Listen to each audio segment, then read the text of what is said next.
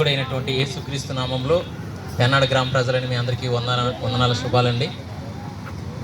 దేవుని వాక్యంలో ఒక మాట మనకు కనబడుతూ ఉంటుంది.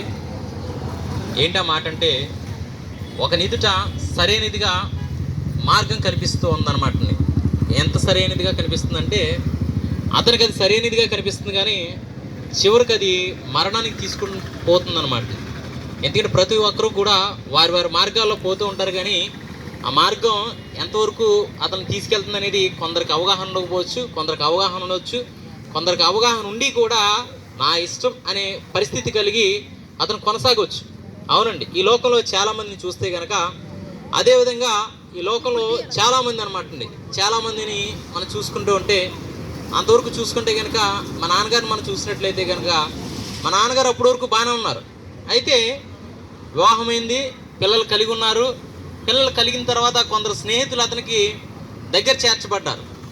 వారిని బట్టి ఒక రకమైన ఎంజాయ్మెంట్ అనమాట. ఏంటా ఎంజాయ్మెంట్ అంటే, త్రాగడం ఎంజాయ్మెంట్ అనమాట అండి. అది ఒక మార్గం వాళ్ళకి. ఏంటంటే అదో సరదా, అదో సంతోషం. అయితే ఈ సంతోషం ఎలా ఉంది? సరైనదిగానే ఉంది. అందరం కలుస్తున్నాం, అందరం కలిసి ఆ వ్యసనానికి, అది వ్యసనం అనే ఆలోచన పక్కన పెడితే వారి ఆలోచన ఎలా ఉంది? సరదాగా ఉందన్నమాట. అయితే చివరికి అది ఎక్కడి వరకు తీసుకుపోయిందంటే, ఆ మార్గం అతన్ని ఆ యొక్క వెన్నుపోసుకి బోన్ టీబీ వచ్చేదాకా తీసుకెళ్ళింది అనమాట. అప్పటి వరకు చాలామంది చెప్పుంటారు, భార్య చెప్పుంటుంది, బిడ్డలు చెప్పుంటారు, చుట్టూ ఉన్నటువంటి వారు చెప్పుంటారు. అయితే అతనికి ఎలా ఉందంటే అది సరైనదిగా కనిపించింది అనమాట. అయితే చివరికి ఎక్కడికి తీసుకెళ్ళిందండి? అది మరణానికి తీసుకుపోయింది. బిడ్డలను, భార్యను అనాథలుగా మిగిల్చింది అనమాట. అవునండి, ఈ లోకంలో చాలామంది ఏంటంటే, ఎందుకురా తాగుతున్నావు, ఎందుకురా భార్యని ఈ విధంగా చేస్తున్నావు, తల్లిని ఈ విధంగా అంటున్నానంటే, నా ధనం నా ఇష్టం, నేను కష్టపడి పని చేసుకుంటున్నాను. ఎలా అంటే ఆ కష్టాన్ని మన భాషలో చూసుకుంటే యథార్థంగా, నాకు నేను కష్టపడతాను, నేను యథార్థంగా కష్టపడతాను, నాది నేను ఖర్చు పెట్టుకుంటున్నాను అనేవరే తప్ప, ఆ యథార్థంగా ఉన్నటువంటి మార్గం కూడా ఎక్కడ తీసుకుపోతుందంటే అది కూడా మరణానికి తీసుకుపోతుంది అనమాట. చివరికి ఏమవుతుందంటే నిత్య నరకాగ్ని తీసుకుపోతుంది. ఆ మరణం ఎలా ఉందంటే, ఈ లోకంలో ప్రతి ఒక్కరూ కూడా మరణం అనే మాట వినిపించేటప్పటికి భయపడిన వారు ఎవరూ లేరనమాట. ఎందుకంటే ఒక 80 ఏళ్ళు వృద్ధుడి దగ్గరికి వెళ్ళి కూడా మరణం అనే మాట మాట్లాడితే అతను కూడా భయపడతాడు అనమాట. ఎందుకంటే తన ఆయుష్కాలం అయిపోయింది. అయినప్పటికీ కూడా మరణం అంటే ఒక రకమైనటువంటి భయం అనమాట. కానీ దానికి గల కారణం ఏంటంటే, మనలో ఉన్న ఆత్మకు తెలుసు అనమాట. ఏంటది? మనలో ఉన్న ఆత్మకు. ఆత్మ ఎవరిదంటే దేవుడు పెట్టినటువంటి ఆత్మ అనమాట. అయితే ఈ లోకంలో ఉన్నటువంటి అతిక్రమం బట్టి, మనం చేసినటువంటి పాపమును బట్టి ఆ మరణం నిత్య నరకంలోకి తీసుకుపోతుంది అనమాట. ఈ లోకంలో ఉన్నటువంటి ప్రతి ఒక్క మానవుని యొక్క వయసు కూడా 75 సంవత్సరాలు, అధిక బలం ఉంటే 80 సంవత్సరాలు అనమాట. అయితే ఆ తర్వాత ఏం జరుగుతుందని ఆలోచిస్తే ఎవడు చూసి వచ్చాడు అంటూ ఉంటారు. అయితే దేవుడు చెప్పాడు అనమాట, సమస్త సృష్టిని కూడా సృష్టించినటువంటి ఈ దేవుడు ప్రతి ఒక్క మానవుడి కొరకు తన యొక్క రక్తం ద్వారా ఒక విమోచన ఉందని, ఆ విమోచన ద్వారా ప్రతి మానవుడు కూడా వారి యొక్క అతిక్రమాలు కడగబడి నిత్య రాజ్యంలోకి చేర్చబడతారని, నిత్య సంతోషమైనటువంటి పరలోకంలో చేర్చబడతారని ఖచ్చితంగా చెప్పబడుతుంది అనమాట. అయితే ఆ యొక్క ప్రాయశ్చిత్తం ఏ విధంగా జరుగుతుందంటే, నీతిమంతుడైనటువంటి వారు రక్తం ద్వారా మాత్రమే విమోచన జరుగుతుందని లేఖనాల్లో తెలియచేయబడింది అనమాట. ఎవరా నీతిమంతుడని సర్వలోకంలో చూసినప్పుడు ఏ ఒక్కరు కూడా నీతిమంతుడిగా లేరనమాట. అప్పుడు ప్రభు అయిన దేవుడు ఈ మానవుడు తన యొక్క జీవితాన్ని వ్యర్థంగా గడిపి తిరిగి యుగయుగాలు సంతోషంగా దేవుని పిల్లలుగా ఉండాల్సినటువంటి ఇతను యుగయుగాలు కూడా నిత్య నరకంలో రగిలిపోతూ అగ్ని ఆరని పురుగు చావనటువంటి స్థలంలోకి వెళ్ళిపోతూ ఉన్నాడు అనమాట.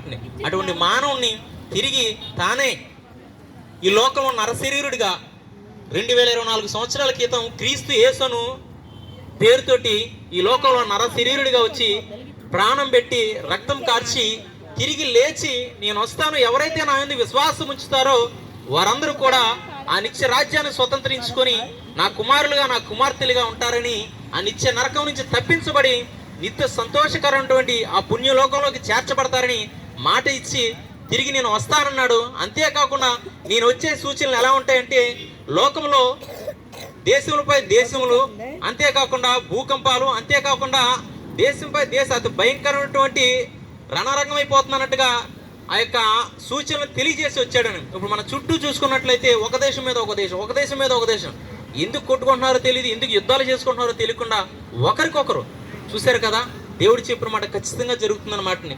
కాబట్టి ఎవరైతే యేసందు విశ్వాసం ఉంచుతారో, ఆయన ఎందు విశ్వాసం ఉంచి ప్రతి ఒక్కరు కూడా రక్షించబడి నిత్య రాజ్యంలోనికి, నిత్య సంతోషంలోనికి ఆయన పిల్లలుగా ఉండడానికి అర్హత కలిగిన వారిగా ప్రతి ఒక్కరూ కూడా ఆ రాజ్యాన్ని చేర్చబడగలుగుతారు. అటు కృప దేవుడు మనందరికీ దయచేయను గాక. స్తోత్రం స్తోత్రం స్తోత్రం నాయన. పరిశుద్ధుడు పరిశుద్ధుడు నిత్యము వేవేల దోతులతో పాడబడిచిన మా గొప్ప రక్షక నీకు వందనాలు, స్తుతులు స్తోత్రం స్తోత్రం ప్రభా.